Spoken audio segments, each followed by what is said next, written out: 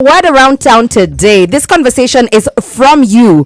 Let us call her Abby. Abby called and wrote to us, and we've been having a back and forth for the last couple of days. And she is sick.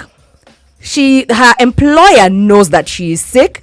She must go take days off to go for treatment, and because she's a junior staff member, she feels she's getting harassed because of this. Let me just play devil's advocate. This is me, Yolanda. I knock on wood, and then I have cancer, right? I have to go for my chemotherapy sessions. My employer does not want to understand because she keeps getting unfair deductions, and she can just tell the air from her supervisor is not correct. Unajua mtu anaanza kuongelesha anyhowly. It's like you're slacking, like you don't feel like coming to work when they are fully aware that you're sick. Reasons. When we speak about harassment, we always tend to focus on sexual harassment. True. We always forget that harassment comes in very different shapes and forms. Brian, for instance, you have a personal story to tell us, right? Yeah. I know most of the time when you think about harassment, like you correctly said it, most of the time we just think of, sexual harassment. Oh, my boss touches me when I pass. Oh, guys in the office, we saw, nini. Sorry, I didn't mean to laugh. No, I'm just saying, you see, but harassment can literally come in so many views. And I remember there's a place I used to work, a media organization actually. And I really had a very difficult relationship with my boss, not my immediate supervisor, but like our general head at that time. And I remember our friction was so bad. We never even used to talk in the office. Yeah. But then comes a time where my contract was up for review. Ooh. You're very good at what you do. Yes. But because my personal relationship with this person was so bad, I ended up having a contract that in fact, it was literally the first crime I cried in an office. Because these were things I had been promised before he got in charge of the place. Yeah. But then when he got in charge of the place, the contract I was to be given, I pretty much was given the same contract I had. Because you felt that it was personal. Because he had a personal vendetta against you. I honestly felt so bad that I cried in the office. And I didn't even cry like, why are you doing this to me? I just cried like, what? Like, wow. Yeah. So I understand. Sometimes it's just having a bad relationship, sometimes, or just having a difficult boss can sometimes be, people can use their power to just, for evil. For let me read a tweet of someone who's reiterating exactly what you said. Esther Ayera, I hope you are not writing to us anonymously, but you put it on Twitter. So, hey, here we go. She says, I have witnessed that and I always don't know what to do or who to report to. Maybe you can advise. I love what you're saying, but can I play devil's advocate? Like, don't even like come at me. Just try and listen to where I'm coming from. Bosses are human beings. Bosses are human beings. We always expect them to have this godlike qualities. Bosses will be petty. Sometimes bosses will have personal vendettas. Your boss doesn't always have to like you. You understand? If it was someone on your level, you'd understand, right? Because maybe Absolute and I have a tiff. It's okay. It doesn't feel so magnified because Absolute is not in a position of power. So when you start from that, then you understand that this is a human being.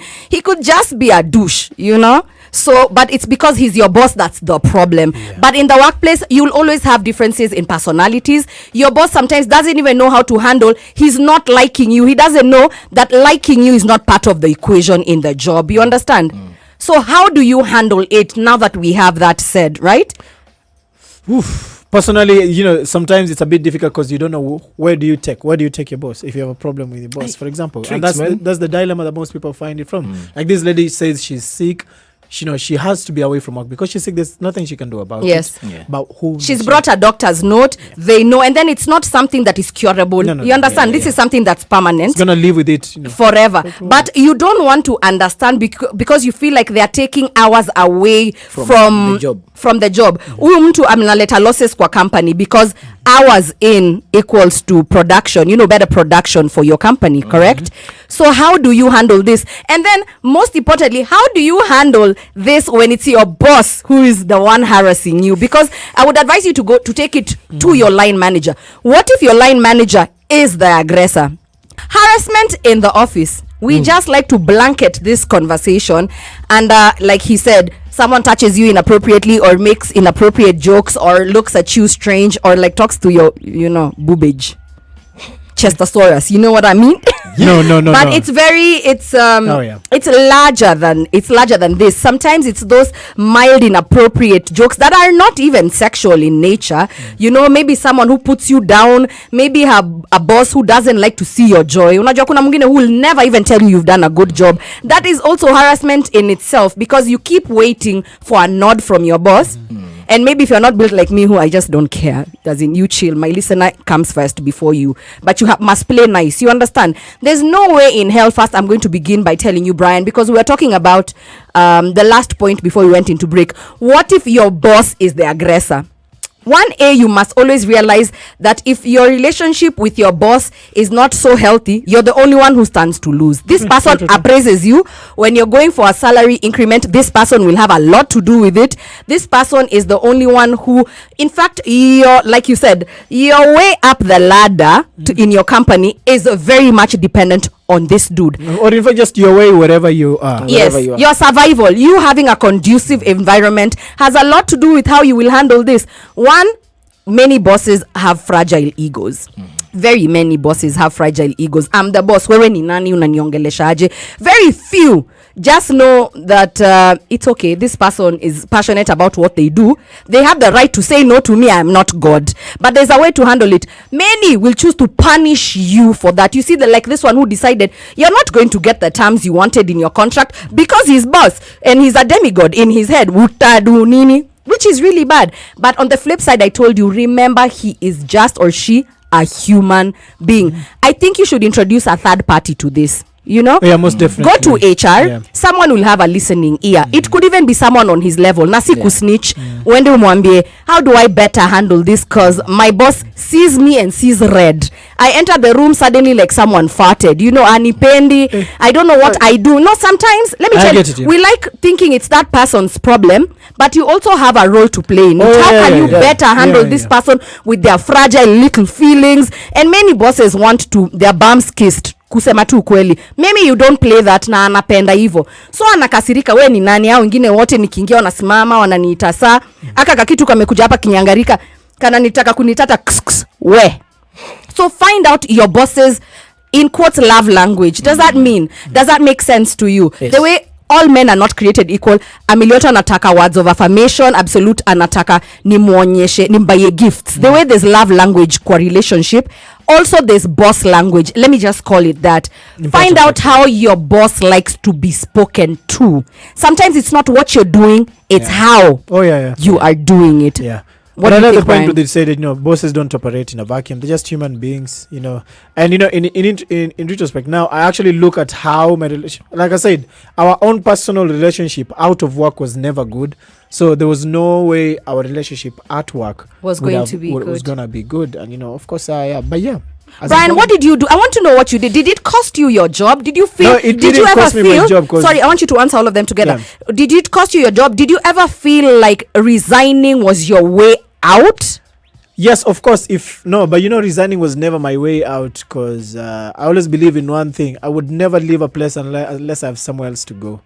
So if I had found somewhere else to go, I would have left. But, you know, until you find that somewhere else to go, you just persevere. So it was I just accepted the same contract and, you know, moved on with life. But I know if I had found a better offer somewhere else, I'm not pretty sure I would have just left. What do you tell Abby? Whatever is going on, because Abby wrote to us, Abby called us, whatever is the problem in this relationship, she cannot help it. She's sick. Maybe it's something she was born with. She will always take days off, but ikukatwa kwa mshahara, you know, the unfair deductions, they're just being talked to anyhowly, being treated like she's slacking. Well, it's something she cannot control. And she says she's gone to HR, but they don't take it seriously. How then do you handle it when the people who are supposed to come to your aid prove complacent? HR is not doing anything about it. What then do you do? Two options: you leave or you stay and fight. But even if you're staying to fight, how are you fighting? Because it's not gloves off with your boss, definitely. It can never be, and I think that's why it gets, you know, most of the time HR departments are usually now the go-betweens for such matters. Yeah. But if you're not getting much love from that department as well, then it becomes a bit difficult.